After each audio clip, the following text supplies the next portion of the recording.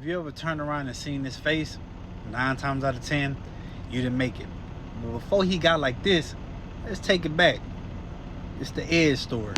Born October 30th, 1973 in Orangeville, Canada, a star was born. But he didn't go by the name of Edge in the beginning. Nah, his real name, Adam Copeland. Growing up in Orangeville, it was a small but big city. And to be honest with you, it was only Adam and his mama Judy. But it was another guy who played a very big part in Adam's life growing up. And that's his uncle / big brother, Gary Copeland. Adam and Gary were so close in age that they had so much in common.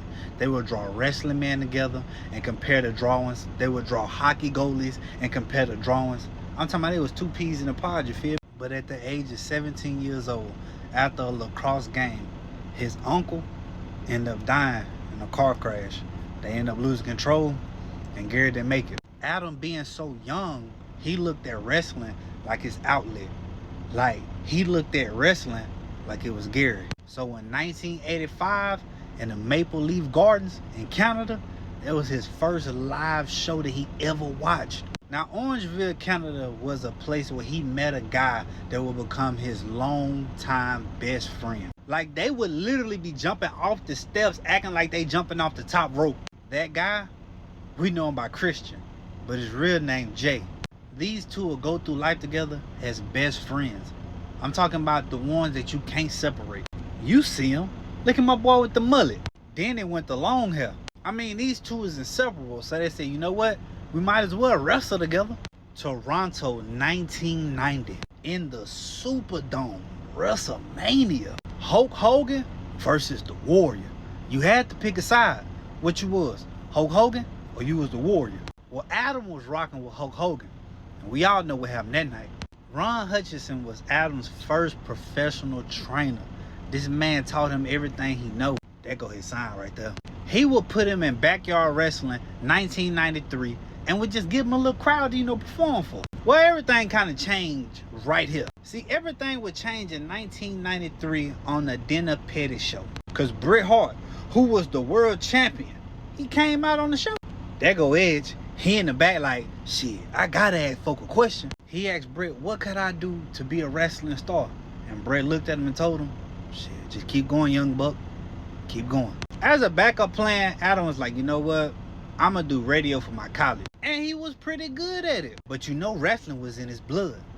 Adam Copeland versus Cowboy Billy Johnson. They were folk look like when he first started wrestling in 1995, you feel me? He ain't really had no swag just yet. And around this time, he told Christian, didn't you say you was gonna wrestle with me, bro?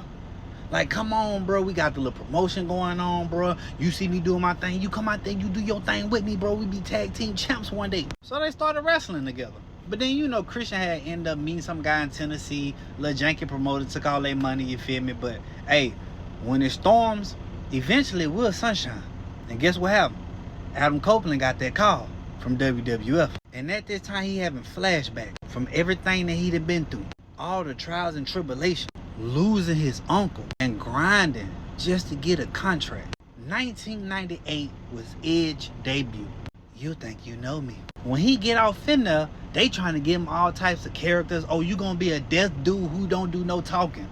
What? But mind you, Edge used to do all these type of drawings. So he said, nah, don't worry about it. I'm gonna draw my own costume, kinfolk. So in 1998, he had a non-televised dark match. He just really want to get his feet wet. Y'all already know what come next. Shit, my boy debut. This was actually on TV this time. But then, sometimes you gotta roll with the flow. And they put him in a stable with his best friend Christian. And I forgot his name, but he was like the little vampire dude who be having blood coming out his mouth and shit. Y'all know who I'm talking about.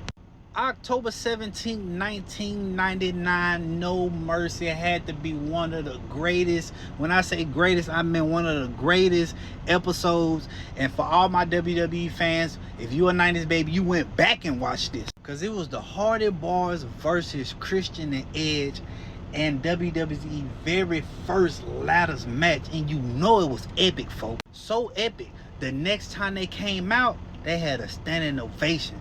These was young bucks in the game. Motherfuckers in the back was like, shit, y'all did that, I ain't gonna hold you. And around this time, bro, shit, them boys became tag team champs. They talked about this when they was younger. Now they living their best life. I'm living my best life. I ain't going back and forth with you. Well, all good things must come to an end, because you know in the WWE they like, you can go so far with the tag team shit, but you really gotta be a singles folk. Well, Christian threw what looked like the Canada hockey thing on Edge, and then proceeds to tell him that it is all your fault, and walked off. Now at this point, Edge is like, shit, I gotta do my thing single, you feel me? I gotta make it shake. People thought Edge was a pretty boy, and he really wasn't about that life when it came down to masculinity. This is when he speared Jeff Hardy from that belt while he was hanging, and he was on that ladder. Come on, stop playing with me, bro.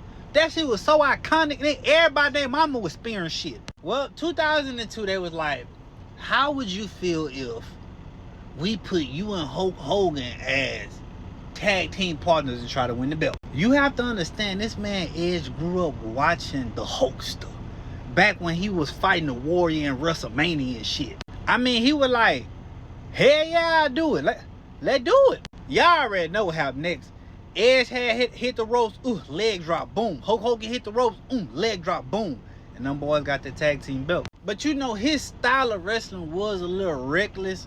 You know, he came in the game like that. 2003, my boy had to have surgery, and they took a piece up out of his hip, put that bit in his neck, and was like, look, you're gonna have to chill, all right?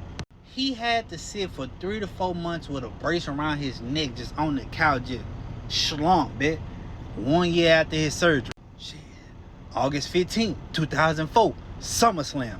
You think you know me? Edge came out to make a motherfucking name for himself, bro. Y'all steady saying I'm weak? Bet that. I'm finna go get the heavyweight championship. You feel me? WrestleMania 21, first ever Money in the Bank ladder match. I just wanted to throw this in there. This one, that boy Shelton Benjamin jumped off the top of that little ladder, clothesline kinfolk. Needless to say, Edge got up there and got that Money in the Bank, dog. I'm coming for you. And I ain't talking Booker T. When he make this face right here, you know you fucked up. Well, New Year's resolution, January 8, 2006, my boy cashed in the Money in the Bank. And once again, if he make this face, you're done. Spear John Cena after he just had a match. Hey, and my boy got that belt. You think you know me? Well, Royal Rumble, January 29, 2006, you see what happened. He lost the match, folks. My boy was like, you know what? I'm finna show y'all I'm hardcore, bro. WrestleMania 22, April 2nd, 2006 versus Mick Foley. Did that type of shit when you see it on TV, you be like, oh, so y'all say wrestling fake, huh? Yeah, that's that ball wide bat, folks. Niggas used to love getting that bitch on the game. That's the face of a man who really was in pain. Also, too, these was real thumbtacks he got dropped into. Socko got his ass. After the match, him and Mick Foley were blooded in the hole. You see him back there laying on that bed. But one thing this did right here, bro, this let everybody know he ain't just a pretty boy, man. I ain't gonna hold you. When Edge had won the heavyweight championship again and he had put the Radar Superstar on that bit, classic. But once again, Monday Night Raw, April 11th, 2011. He had to announce his retirement, man. The doctors told him, like, bro, one more injury and you're done. You can tell everybody to respect him. You see dude right there with the black shirt on? That was Edge's signature, bro. Come on, man. These people respected him out there. Also, too, fun fact, Beth Phoenix and Edge had got married. I did not know that, but I learned this today. Also, too, man, Edge's mom had ended up catching cancer, you know, and it wasn't looking too good for her. And she ended up dying, and his mama passing, bro, really took him into a dark spot, you know. But his kids really brought him up out of that. And you know what else brought him up out of that? Royal Rumble, January 31st, 2001. I keep telling y'all, when he hit you with this, it's over. Edge say, oh, I'm making a comeback, bitch. WrestleMania 38, April 3rd, 2002. Once again, you think you know me. Edge was an 11-time world champion, and his story just only tells people that no matter what you want to do in life, just go for it. Because he did. As a young kid, poor, single mom, daddy wasn't in his life. Edge persevered over everything, and he made his dreams come true by never giving up, by never quitting, by striving and keep going. Just keeping it a bang, dog. For real, for real. You think you know me.